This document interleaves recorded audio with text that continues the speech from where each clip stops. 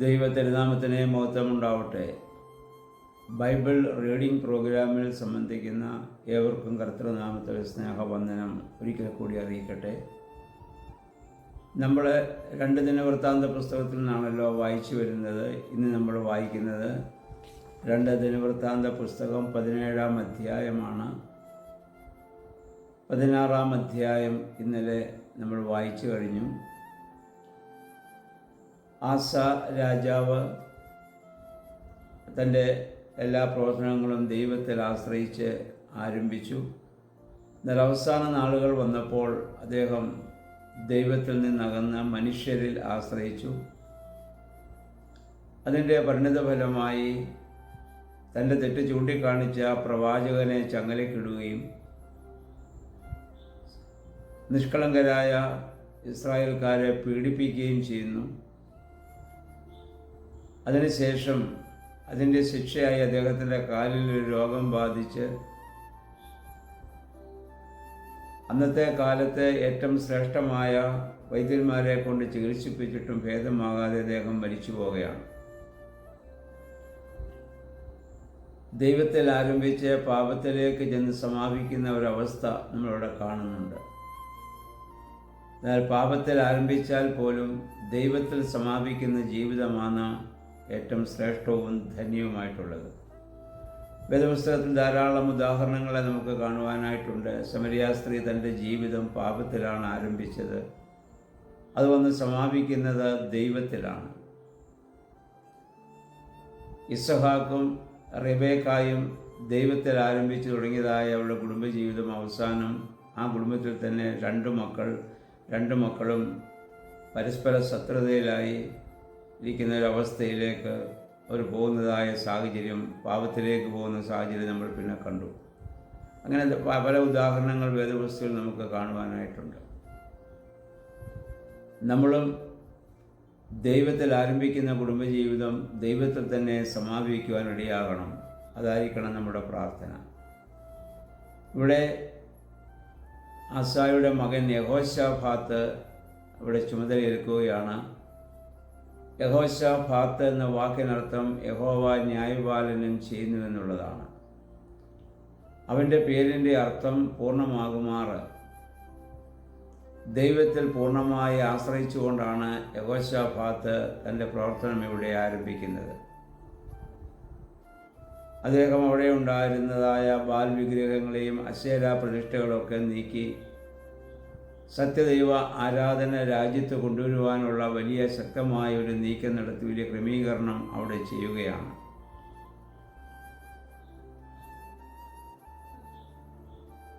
ശത്രുക്കൾ തൻ്റെ രാജ്യത്തെ ആക്രമിക്കാതെ രാജ്യത്തിനാവശ്യമായ എല്ലാ സംരക്ഷണങ്ങളും അദ്ദേഹം അവിടെ നൽകുന്നുണ്ട്.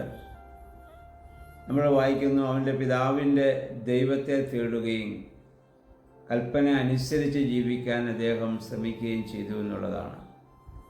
ഒരുപക്ഷെ തൻ്റെ പിതാവിൻ്റെ ആ ജീവിതം കണ്ട് മനസ്സിലാക്കിയതുകൊണ്ടാവാം അങ്ങനെ ഒരു തീരുമാനത്തിലേക്ക് വരുവാൻ അദ്ദേഹത്തെയും സഹായിച്ചത്.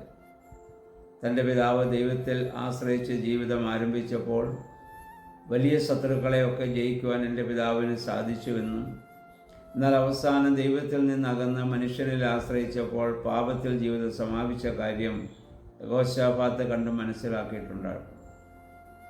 അതുകൊണ്ടായിരിക്കാം അദ്ദേഹം ദൈവത്തിൽ പൂർണ്ണമായി ആശ്രയിച്ചുകൊണ്ട് ജീവിക്കുവാനായിട്ട് തീരുമാനിക്കുകയും പ്രവർത്തിക്കാൻ തീരുമാനിക്കുകയും ചെയ്യുന്നത്.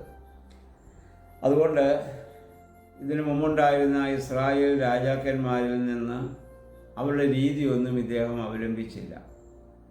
അവരൊക്കെ ചെയ്തത് അധികാരം കിട്ടുന്നിടം വരെ ദൈവത്തിൽ ആശ്രയിക്കും. അധികാരം കിട്ടിക്കഴിയുമ്പോൾ ദൈവത്തിൽ നിന്നകന്ന് അവരുടേതായ രീതിയിൽ അവർ പ്രവർത്തിക്കും.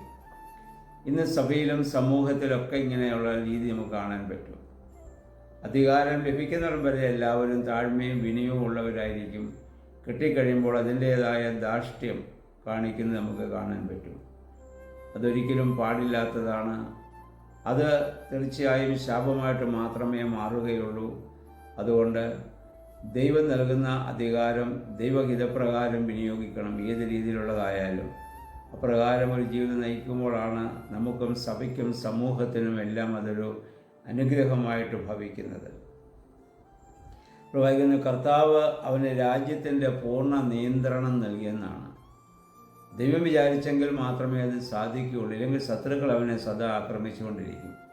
അപ്പോൾ ആരും അവനെ ആക്രമിക്കാതെ അവനെ കാത്ത് സംരക്ഷിക്കുകയാണ്. ഇന്നലെ നമ്മൾ കേട്ടല്ലോ, നിഷ്കളങ്ക ഹൃദയമുള്ളവരെ സംരക്ഷിക്കാൻ വേണ്ടി ദൈവത്തിൻ്റെ കണ്ണ് ഈ ഭൂതലം മുഴുവൻ ഇങ്ങനെ പായുകയാണെന്ന് ഇന്നലെ നമ്മൾ വായിച്ചതായിരുന്നു. അത്രമാത്രം ദൈവം അങ്ങനെയുള്ളവരെ സ്നേഹിക്കുകയും കരുതുകയും ചെയ്യുന്നു എന്നുള്ളതാണ്. അവൻ കർത്താവിൻ്റെ നാമത്തിൽ ഉറച്ചു നിന്നു. ഒരുപാട് പ്രതിസന്ധികളും പ്രലോഭനങ്ങളും അദ്ദേഹത്തിന് വന്നിട്ടുണ്ടാകുമല്ലോ, മറ്റാളുകളിൽ നിന്നും ജാതികളിൽ നിന്നുമൊക്കെ. പക്ഷേ ദൈവവിശ്വാസത്തിൽ അദ്ദേഹം അടിയുറച്ചു നിന്നു എന്നുള്ളതാണ്. മാത്രമല്ല, അദ്ദേഹം ചെയ്തൊരു പ്രത്യേകത 7 മുതലുള്ള വാക്യങ്ങൾ നമ്മൾ വായിക്കുന്നുണ്ട്. യഹൂദ ധർമ്മശാസ്ത്രം പഠിപ്പിക്കുവാനായി ചില ഉപദേഷ്ടാക്കന്മാരെ അദ്ദേഹം നിയമിക്കുകയാണ്. ധാർമ്മികമായി മനുഷ്യൻ ജീവിക്കുവാൻ തക്കവണ്ണമുള്ള ധർമ്മശാസ്ത്രം അവരെ പഠിപ്പിക്കുവാൻ. അപ്പം അത് ഇതിനു മുമ്പ് ഒരു രാജാവും ചെയ്യാത്ത രീതിയിലുള്ള അദ്ദേഹത്തിൻ്റെ ഒരു വലിയ കാഴ്ചപ്പാട് നമുക്കിവിടെ കാണാൻ സാധിക്കുന്നുണ്ട്. ജനം ജ്ഞാനമുള്ളവരാകണം, ദൈവത്തെക്കുറിച്ചുള്ള അറിവുള്ളവരായിരിക്കണം. അപ്പോഴാണ് അവർക്ക് അവരുടേതായ തിന്മ പ്രവർത്തികളും പാപ ജീവിത രീതികൾ ഉപേക്ഷിക്കാൻ സാധിക്കത്തുള്ളൂ. അങ്ങനെ ധർമ്മശാസ്ത്രം പഠിപ്പിക്കുവാൻ വേണ്ടി പ്രത്യേകം ആളുകളെ അദ്ദേഹം നിയമിക്കുകയാണ്. അതിൽ നിന്ന് പ്രത്യേകത ആ കമ്മിറ്റി അങ്ങനെയുള്ളവരുടെ 5 അൽമായക്കാരുണ്ടായിരുന്നു, 9 ലേവ്യരുണ്ടായിരുന്നു, 2 പുരോഹിതന്മാരുണ്ടായിരുന്നു. അങ്ങനെയുള്ള ഒരു സമൂഹത്തെ എടുത്തിട്ട് രാജ്യത്തുടനീളം ധർമ്മശാസ്ത്രം പഠിപ്പിക്കുവാനുള്ള ക്രമീകരണം ചെയ്യുകയാണ്. പ്രത്യേക ശുശ്രൂഷകരായ ലേവ്യർക്ക് അദ്ദേഹം ആ കാര്യങ്ങളിൽ മുഖ്യ സ്ഥാനം നൽകുകയും ചെയ്തു. എന്ന് പറഞ്ഞാൽ പൗരോഹിത്യത്തെയും പൗരോഹിത്യഗണത്തെയും വളരെയേറെ ആദരിച്ച് ബഹുമാനിച്ചു എന്നുള്ളതാണ്. അത് അദ്ദേഹത്തിന് വലിയ അനുഗ്രഹമായി തീർന്നു. അവരുടെ പ്രാർത്ഥനകളും ദൈവസ്ഥനുള്ള യാചനകളൊക്കെ അദ്ദേഹത്തിന് വലിയ അനുഗ്രഹമായി ഭവിച്ചു എന്നുള്ളതാണ്. നമ്മൾ 10 മുതൽ 19 വരെയുള്ള വാക്യങ്ങൾ വായിക്കുമ്പോൾ കാണുന്നത്, ചുറ്റുമുള്ള രാജ്യങ്ങൾ യഹോശാഫാത്തിനോട് യുദ്ധം ചെയ്യാൻ ഭയപ്പെട്ടു.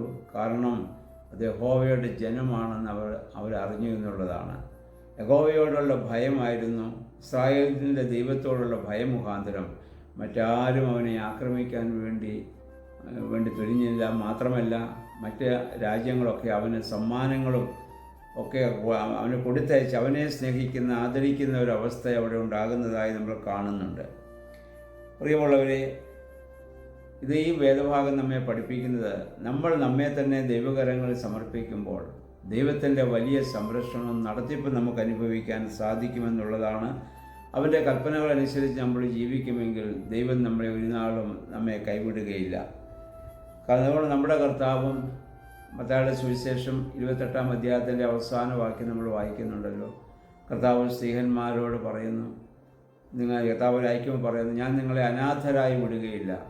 കണ്ടാലും ലോകാവസാനത്തോളം എല്ലാ നാളും ഞാൻ നിങ്ങളോടൊപ്പം ഉണ്ടാവും.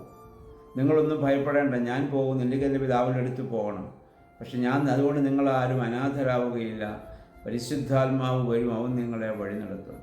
അങ്ങനെ അതിനുവേണ്ടി കാത്തിരുന്ന പെന്തക്കോസ്തുള്ള ദിവസം പരിശുദ്ധാത്മാവ് വരികയും അവരെ വഴി നടത്തുകയും ചെയ്തപ്പോൾ പ്രിയമുള്ളവരെ, ഒരു കർത്താവിന് വേണ്ടി മരിക്കാൻ തയ്യാറായി.